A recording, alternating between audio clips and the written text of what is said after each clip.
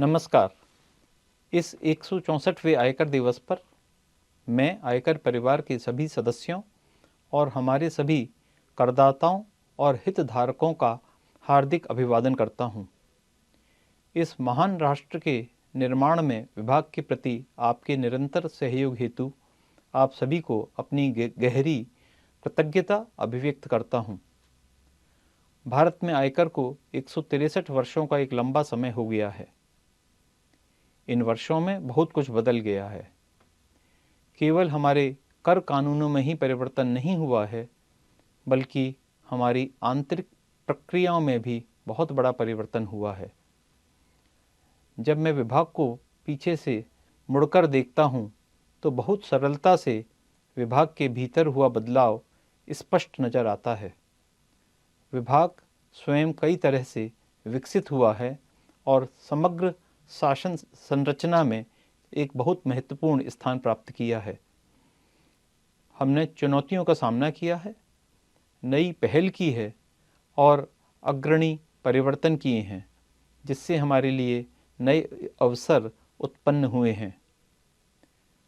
हम कभी भी नई चुनौतियों को अपनाने से पीछे नहीं हटे हैं और हमने बदलते समय के साथ साथ तालमेल बिठाने के लिए अपनी प्रक्रियाओं को फिर से तैयार किया है। जिस तरह से विभाग ने टेक्नोलॉजी को अपनाने के दौरान हमारे रास्ते में आने वाली सभी बाधाओं को पार किया है और हमने खुद को तकनीकी प्रगति के अग्रणी धावक के रूप में स्थापित किया है और बदलते समय के साथ स्वयं को बदला है, यह वास्तव में एक अद्भुत उपलब्धि है। यह हमारे काम के लगभग हर क्षेत्र में प्रतिबिंबित हुआ है, क्योंकि हमने अपनी प्रक्रियाओं को अधिक पारदर्शी और कुशल बनाने के लिए टेक्नोलॉजी को सरलतापूर्वक अपनाया है और ई-गवर्नेंस को लागू किया है। हमारी व्यावसायिक प्रक्रियाओं की यह री इंजीनियरिंग करदाताओं के लिए है, जो हमारी नीतियों के केंद्र में स्थित हैं। इसलिए स्वैच्छिक कर अनुपालन को सुविधाजनक बनाना हमारी कर नीति की सबसे आवश्यक उद्देश्यों में से एक है। विभाग ने इस उद्देश्य को आगे बढ़ाने की दिशा में कई कदम उठाए हैं। अपने करदाताओं पर भरोसा जताते हुए ऑब्जेक्टिव नियम बनाकर और प्रौद्योगिकी संचालित प्रक्रियाओं को लागू करके अनुपालन को आसान बनाकर हमने करदाताओं को स्वैच्छिक अनुपालन की दिशा में आगे बढ़ने के लिए प्रोत्साहन दिया है। एक मजबूत ई-फाइलिंग पोर्टल प्रदान करके एआईएस और टीआईएस विवरणों के माध्यम से हमने करदाताओं को वित्तीय लेन देन का विवरण प्रदान करना, ई-फाइलिंग प्रक्रिया को निर्बाध और सुचारू बनाना और शिकायतों का सक्रिय रूप से जवाब देना, इस दिशा में विभाग द्वारा की गई कुछ पहल हैं और ये सभी हमारे सिस्टम को और अधिक पारदर्शी बनाते हैं। वास्तव में हम अपने करदाताओं के साथ संवाद और संपर्क के तरीके में भी बदलाव ला रहे हैं। हम सुझावों का स्वागत करते हैं और जो हमारे द्वारा इनिशिएटिव्स लिए गए हैं, उनके बारे में प्रतिक्रियाओं को आमंत्रित करते हैं। हमारा उद्देश्य यह है कि हम हमारे जो इनिशिएटिव्स लिए गए हैं, उनमें इंक्लूसिविटी का प्रयोग कर सकें। स्वैच्छिक अनुपालन की दिशा में महत्वपूर्ण परिवर्तन के परिणाम स्वरूप विभाग ने बजट संग्रहण में दृढ़ वृद्धि देखी है। प्रत्यक्ष कर संग्रहण लगातार बढ़ रहा है। हमने पिछले वित्तीय वर्ष में 16.61 लाख करोड़ रुपए का शुद्ध संग्रहण प्राप्त किया है और अब चालू वित्तीय वर्ष में पिछले वर्ष की तुलना में लगभग 16% की वृद्धि दर्ज की है। हम राष्ट्र निर्माण के हमारे भागीदार बनने के लिए अपने करदाताओं और हितधारकों की सराहना करते हैं। हम इस बात के प्रति भी सचेत हैं कि हमें प्रक्रियाओं के सरलीकरण और प्रगतिशील कर नीतियों को अपनाने की गति को बनाए रखने की आवश्यकता है। हम बड़े पैमाने पर ई इनिशिएटिव्स में सबसे आगे रहे हैं, जिन्हें विश्व स्तर पर मान्यता और सराहना मिल रही है। रिटर्न दाखिल करने से लेकर त्वरित प्रोसेसिंग और रिफंड के शीघ्र जारी होने तक सभी प्रक्रियाएं पूरी तरह से ऑनलाइन हैं, जो कि एक प्रगतिशील कर व्यवस्था का महत्वपूर्ण पहलू है। सभी तरह से ई-एनेबल्ड इकोसिस्टम में कर निर्धारण और अपील का निपटान करना बहुत महत्वपूर्ण परिवर्तन रहा है। वास्तव में इन इनिशिएटिव्स ने हमारे संग्रहण की लागत को काफ़ी हद तक कम कर दिया है। विश्व स्तर पर संग्रहण की हमारी सबसे कम लागत है। हम सरलीकृत नई कर व्यवस्था भी लाए हैं और हमें उम्मीद है कि इस वर्ष से अधिक करदाता नई व्यवस्था का लाभ उठाएंगे। पारदर्शिता और अपने करदाताओं के साथ अविश्वास की स्थिति को कम करने पर हमारा जोर इस वर्ष भी जारी रहेगा।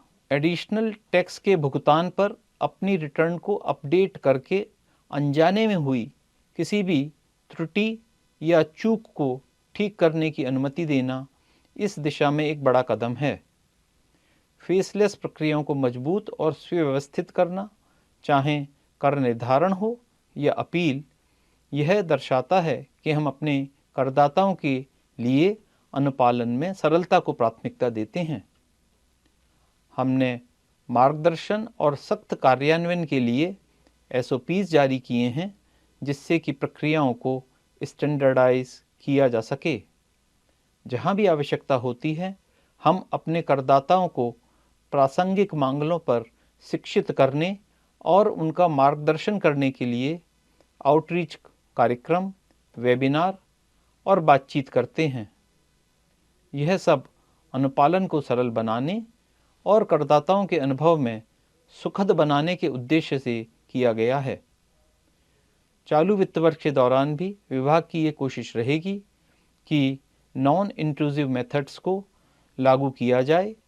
हमने हाल ही में ई सत्यापन योजना, ई वेरिफिकेशन स्कीम प्रारंभ की है, जहां रिपोर्टिंग संस्थाओं से प्राप्त वित्तीय लेन देन की जानकारी यदि करदाता द्वारा दाखिल की गई आयकर की रिटर्न में उचित रूप से लक्षित नहीं है, या जहां आय की कोई रिटर्न दाखिल नहीं की गई है, भले ही दाखिल करने का दायित्व रहा हो, तो जांच करने की प्रक्रिया इलेक्ट्रॉनिक रूप से की जाती है। इसका उद्देश्य करदाता को सही कर का भुगतान करने और आयकर की रिटर्न सही रूप से दाखिल करने के लिए प्रेरित करना है।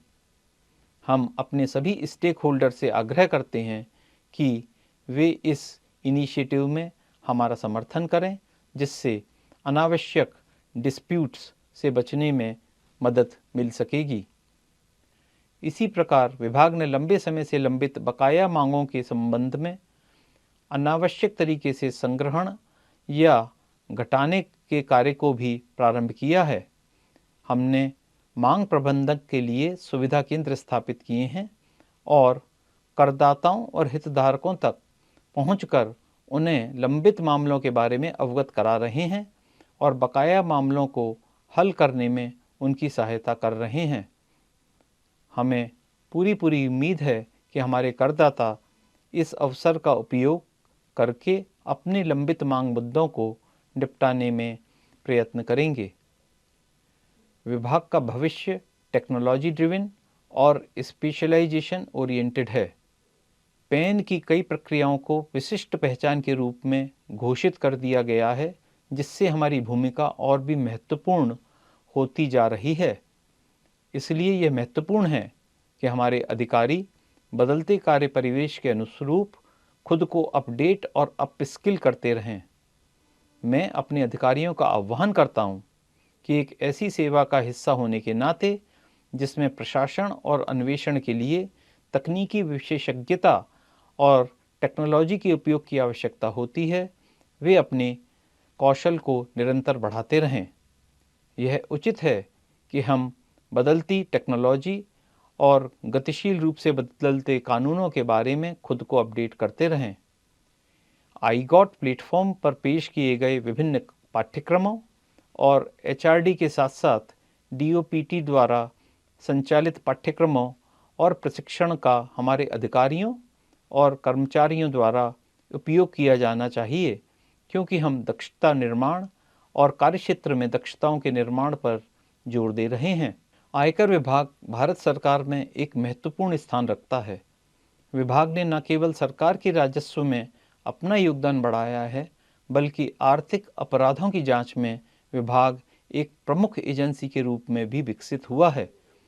हमें इतिहास का हिस्सा बनने पर गर्व है, जैसा कि भारत G20 बैठक की मेज़बानी कर रहा है और विभाग को अंतर्राष्ट्रीय कर मामलों में महत्वपूर्ण भूमिका निभाने का कार्य सौंपा गया है। जब हम आगे देखते हैं तो बिना किसी संदेह से कह सकते हैं कि हमारा भविष्य उज्जवल है। यह बताने की आवश्यकता नहीं है कि हमारा प्रयास ह्यूमन टच के साथ कर संग्रहण में सुधार, अपडेटिंग और अधिक कुशल बनने का रहा है। मैं आज अपने अधिकारियों और कर्मचारियों की कड़ी मेहनत, समर्पण और प्रोफेशनलिज्म की सराहना और प्रशंसा करता हूँ। साथ ही मुझे आशा है कि हम आगे बढ़ना जारी रखेंगे और अधिक बदलाव एवं दक्षता अपनी तकनीकी प्रक्रियाओं में तथा अपने करदाताओं और नागरिकों के साथ व्यवहार करने में अपने दृष्टिकोण में और अधिक बदलाव लाएंगे। मैं अपने माननीय प्रधानमंत्री जी के विचारों को दोहराते हुए ये कहना चाहता हूँ, कोट, स्वतंत्रता के अमृतकाल में हम विकास को सर्वांगीण और सर्व समावेशी बनाने के लिए एक पारदर्शी प्रणाली, कुशल प्रक्रिया और सुचारू शासन के निर्माण की दिशा में तेजी से आगे बढ़ रहे हैं।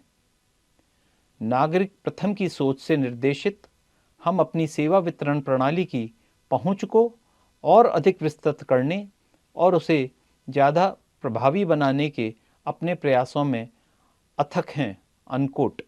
आइए हम सब मिलकर अधिक कुशल, नवीन और समावेशी कर प्रशासन के लिए एक सक्रिय करदाता प्रथम या टैक्स पेयर फर्स्ट दृष्टिकोण को बढ़ावा देने की अपनी प्रतिबद्धता को दोहराएं और एक अधिक समृद्ध राष्ट्र के निर्माण में योगदान दें। मैं एक बार फिर इस आयकर दिवस पर आप सभी को अपनी शुभकामनाएं देता हूं। धन्यवाद। जय हिंद।